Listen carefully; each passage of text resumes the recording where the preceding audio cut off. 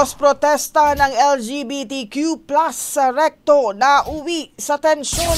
Brigada Katrina Honson, ibrigada mo. Brigada Live Report.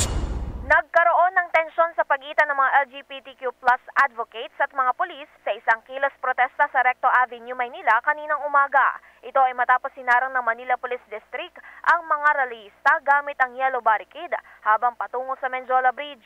Matapos itong alisin, hinarap sila ng hanin ng pulisya at pinigilang makatawid. Ang nasabi kasing kilos protesta ay para sa agarang pagpasa ng SOGI Equality Bill kasabay na iba pang panawagan para sa karapatan ng LGBTQ+ community ngayong Pride Month.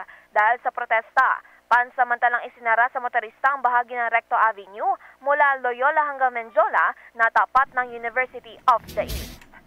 In the heart of changing lives, ako, si Brigada Katrina Honson ng 105.1 Brigada News sa Manila, The Music and News Authority.